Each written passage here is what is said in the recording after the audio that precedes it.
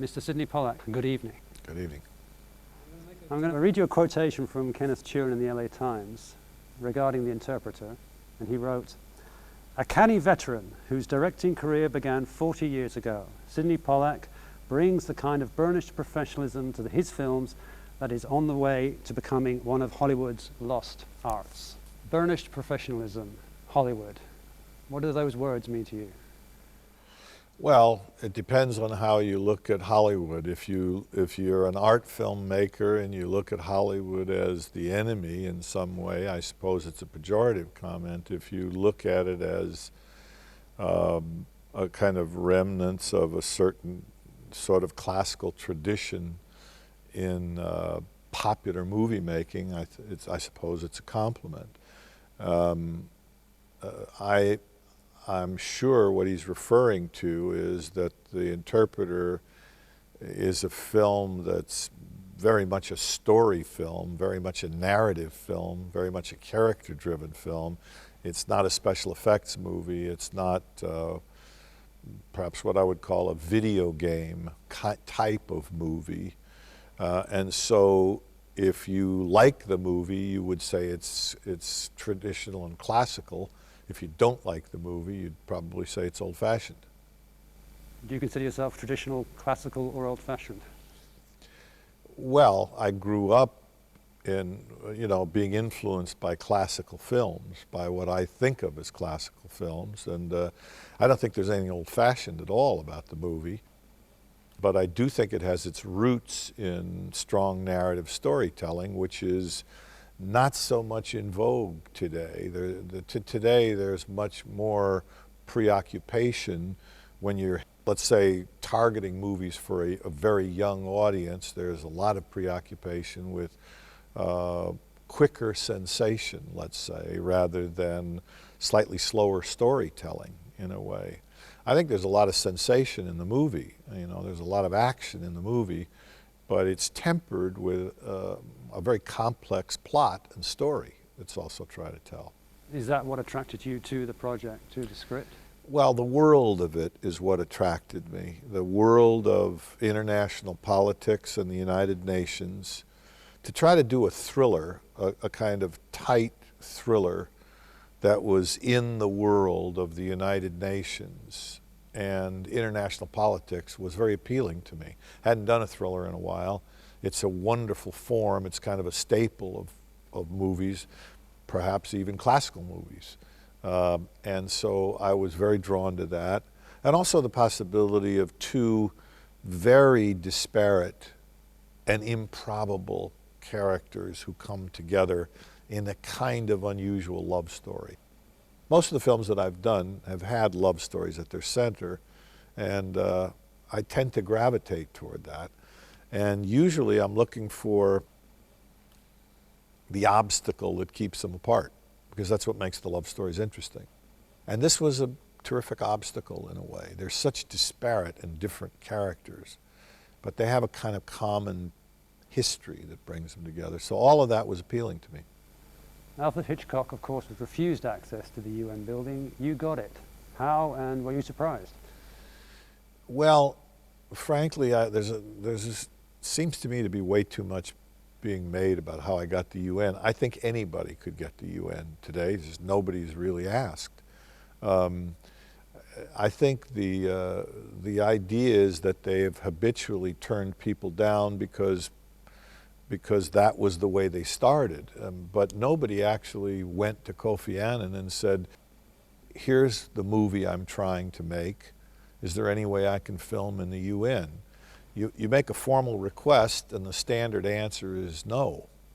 But if Hitchcock were alive today, I'm sure he would shoot in the UN. I didn't do any, I'd like to tell you that I did some magic with Kofi Annan or something, but I didn't. I just met with him and told him what the story was, and he said okay. In the press notes, I noted that you were looking for oil and water, I believe it was the term, regarding the two actors, hence Nicole Kidman and Sean Penn.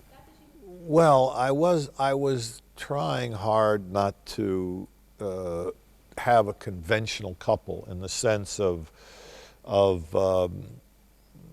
I didn't want a conventional romantic leading man. I didn't want a male version, let's say, of Nicole Kidman. I wanted somebody who would be more of an irritant with her, somebody more unpredictable, somebody who would be a surprise, somebody who would make her nervous, who would keep her on her toes. Sean is a formidable opponent on screen, and not a guy that you can dust off in any way. You have to stay alert with him. You don't know what he's going to do exactly, and that was very good for both of them. Are you ever intimidated by actors who keep people on their toes? I mean, you've obviously worked with Redford a great deal, Hoffman, and now Sean Penn. I don't think I'm intimidated very much by actors. I'm cautious when I don't know them, and I'm very impressed with the best of them when I first meet them. I mean, somebody whose work I admire enormously, I might have a certain kind of, I wouldn't say awe, but tremendous respect for. But I don't know that, maybe it's close to intimidation, but I don't feel once I start to work, I'm very comfortable in what I do work-wise, and that takes my mind off of what might be otherwise intimidating. I would say if I had to sit down and have a social dinner with a group of actors that I was in awe of, I'd be intimidated. But if I'm on a set and my job is to direct them, then I'm comfortable with that, and that's by accident takes away from my being intimidated. Are they intimidated by you? You'd have to ask them. I don't know. I'm told that some of them are, but I always find that hard to believe, but some of them are. I think the actors are the same way. The actors, but once we start to work, nobody's intimidated by anybody. It all becomes about the work. There might be some intimidation, I suppose, if there was a first-time actor or something and then who hadn't done a lot, and then, you know, we're all intimidated by accomplishments that we respect when we meet someone up to a point, you know. But then when there's common ground, that takes the focus away from, intimidation is really when you're watching yourself. You can't be intimidated if you're focusing on something else. Once you're focusing on work, you're not intimidated anymore. You're concentrating on the work. What do you look for in actors? Well, it starts from the page. I mean, it starts first with, it's almost impossible. It's like reading a book. If I sit down and I read a book and I'm really enjoying it, I can't help but make a picture in my head of who these people are that are talking to each other. Maybe I don't see the color of their eyes, but I see a shape or a person, and more than anything else, I get a sense of a character, of a certain tone or mentality, and so I feel that sometimes I don't always know who the person is, but I can tell who's wrong first of all. It's just what I said earlier about not wanting a typical romantic person. I didn't want somebody soft. I wanted somebody who was a bit hidden, who you felt more was going on with than what was apparent. And I didn't know who that was myself for a long time. I went down list after list after list, and when I first thought of Sean Penn, I was concerned that the studio would think I was insane. And of course that is what they thought at first. I mean, they were very, very, very kind about it, and they were very respectful, but they said, "Are you sure that you can put Sean in this kind of, romantic leading man role in a mainstream kind of movie?" But after a while, they got used to the idea, and I got a conviction about that at some point where I just felt like he was going to bring something more to the page than what was written there. Sometimes I know right away. Sometimes I read something and I say, there's only one person that can play this. And if I don't get them, I'm dead.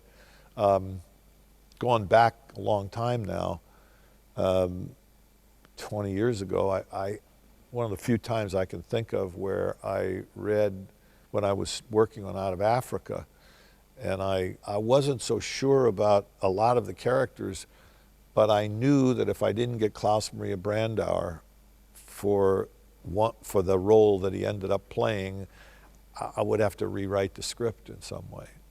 I just could not see anybody else. And that didn't come from his classical work. That came from seeing a James Bond movie where he was a villain. I can't remember the name of the movie even. Never Say Never Again. Yes, exactly. Sean Connery.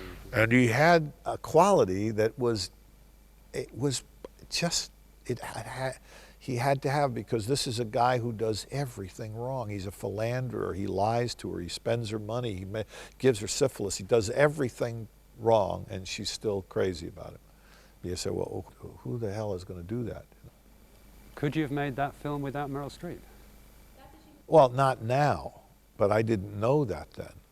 I mean, at the time, I thought about several people. I met with several people. I came to London and had meetings with several English actresses, Australian actresses. I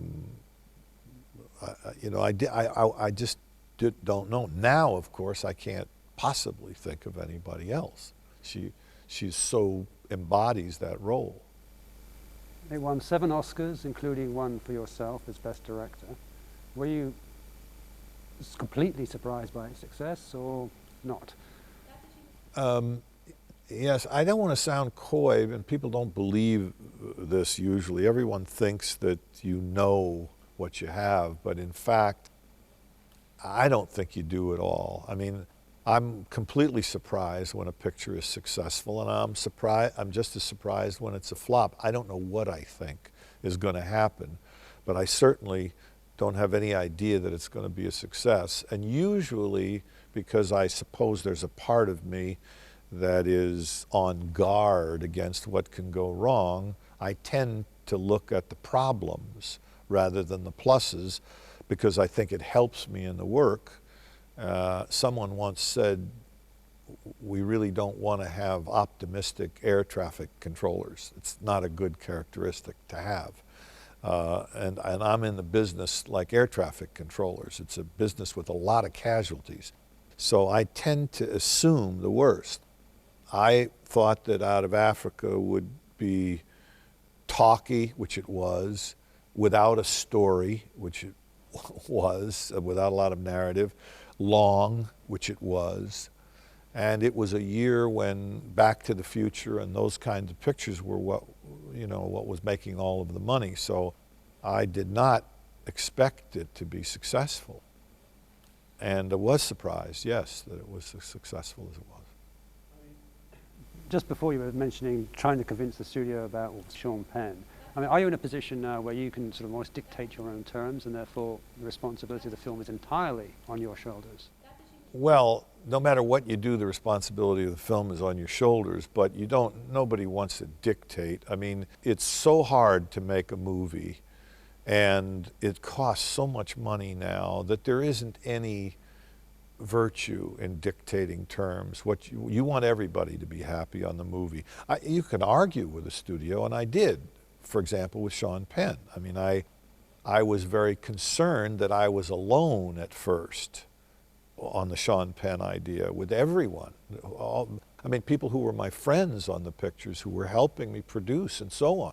And but there was no way I was going to dictate the terms. What I wanted to do was convince them so that when I went to work, they were in support of it. Because you know what I don't want to do is go out there and direct a picture where everybody's got their hands folded waiting, to prove that I'm wrong and they were right or something. That's not a comfortable way to make a movie.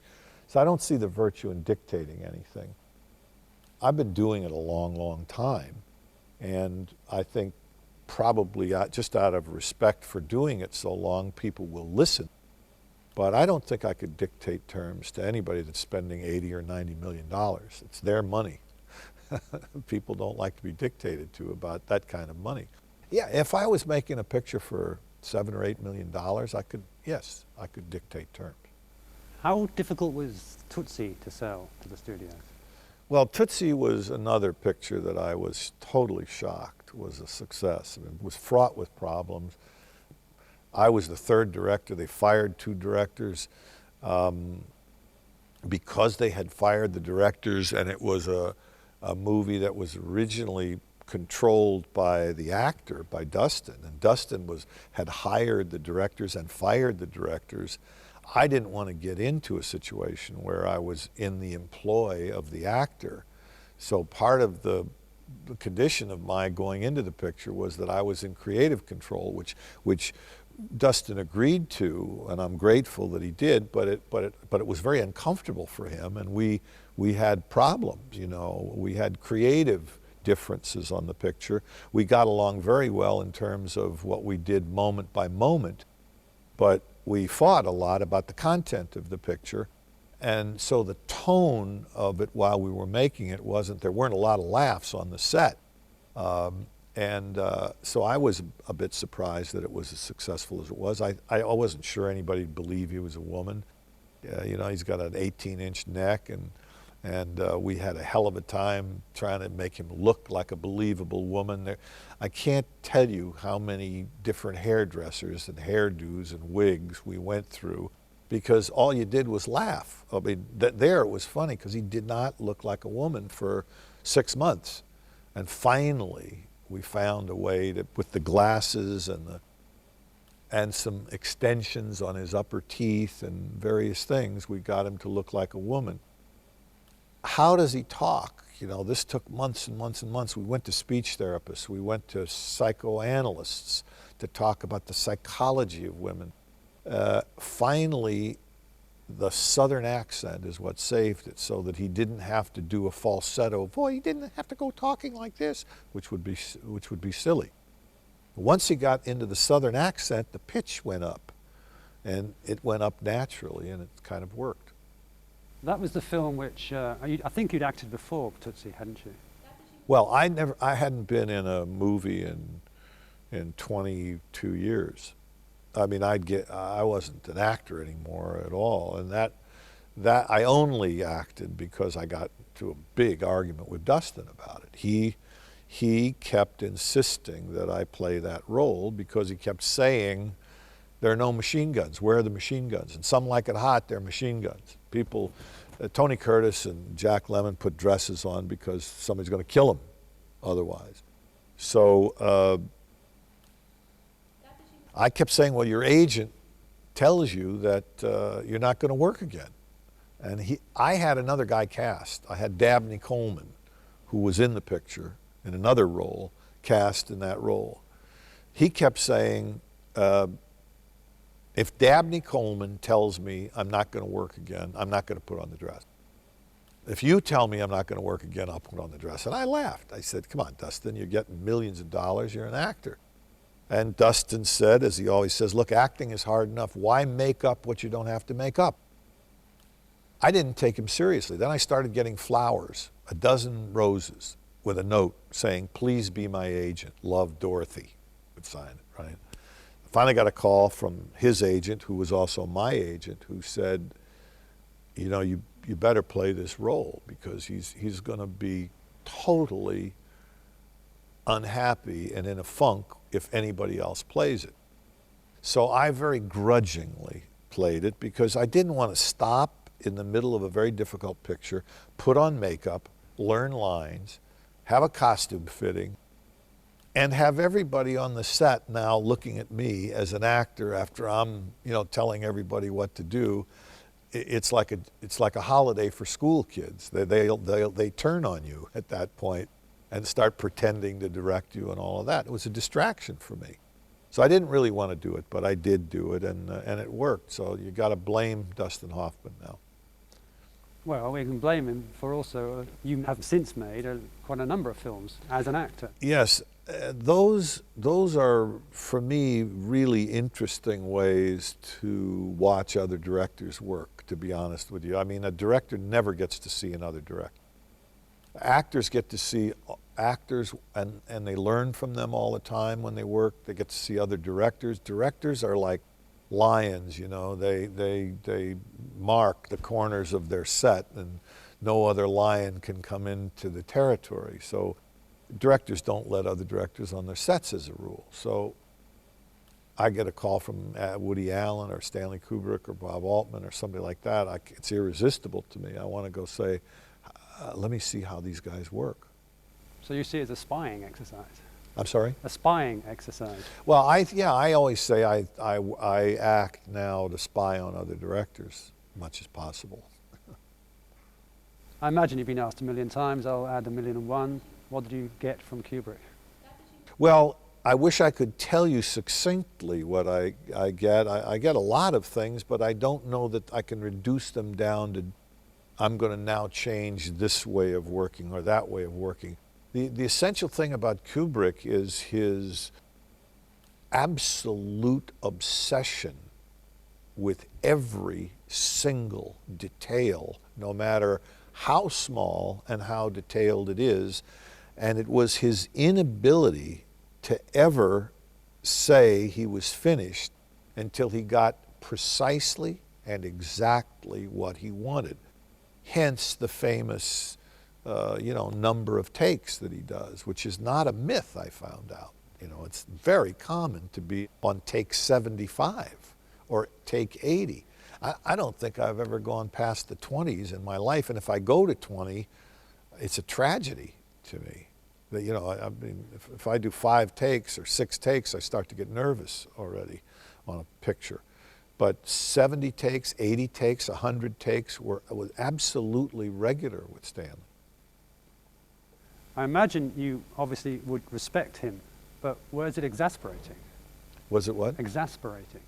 Well, yes, it is. It was for me. I mean, it was both interesting as hell and exasperating as hell. I mean, I finally said, it's not going to get any better, Stanley. It's just not. I'm not a professional actor. It's not. I didn't, to be honest with you, I didn't personally have to do that many takes because he knew he wasn't going to get any more. But I had to be in the scene when Tom was doing them. I mean, there were 2 shots, so it would be over my shoulder or whatever. So I had to do it that many times. And with Tom, we regularly went to take above 70 and 80 takes all the time. Do you think he's the man with a genius? Kubrick. Yes, I think Kubrick was a man of genius, of real genius. Yes. I don't think everybody in the world likes all of his movies, like anybody else, but he made very few movies, and they were extraordinary. And I mean that not good, not bad, I mean they were extraordinary. They are not like anyone else's movies. They're not exactly real. They're surreal in a way that not very many directors know how to do. And I don't think Stanley did it on purpose. I think Stanley couldn't help doing it that way.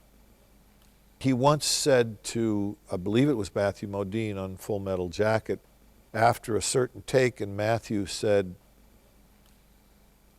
"Ooh, that felt good, that felt real." And Stanley said, "Real is good, interesting is better." And that's the way he worked. I mean, there's nothing real about any of those movies that he made, but they're hypnotic. To me, they are, anyway. There's a kind of focus and concentration in every frame of a Kubrick film that I think grabs you in a certain way. You may not even like it. I can't say that I liked Clockwork Orange.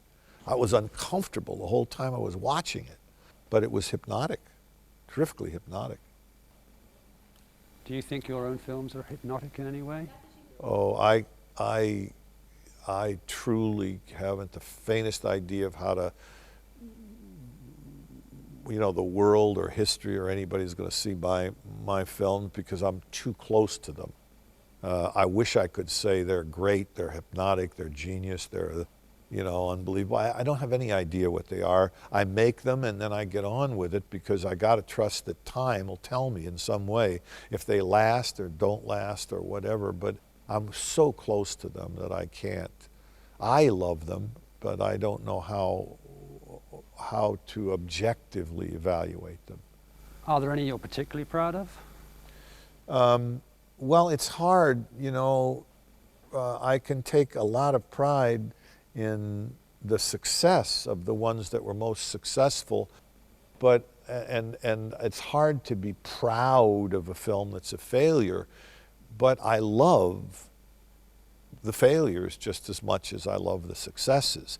I don't know whether proud is the right word, because if you say you're proud of a film when it's a flop and everybody, you know, writes bad reviews about it and nobody goes to see it, you can't say, well, I'm really proud of that movie. But you can say, I love that movie. I mean, I don't know the difference when I make a flop, or otherwise I would never make one. I would just make successes if I knew what to do. I do the same thing no matter what I do on every picture. Sometimes the world responds to it and sometimes they don't, and I don't have the faintest idea what I've done wrong or what I've done right. I just get into that world and it preoccupies me for a couple of years, and I care a lot about the characters. Otherwise I couldn't do it for 2 years as a grown man. I could when I was 17 maybe, but not at this point in my life. So I don't know what makes somebody else like it or what makes somebody else hate it. I know I like it, or I wouldn't do it. I wish I knew what it was. I'd never make a mistake. 45 years in the business, what have you learned? Well, the more you learn that you don't know much. You know, that's really what you learn. I don't think that I've learned a bunch of transferable things that I could tell somebody else. I've learned that you just don't know what's going to happen, that you honestly don't know, and therefore the only thing you can do is what you love. You do what excites you and hope for the best. Sydney Pollack, thank you very much indeed, sir. Pleasure. Thank you.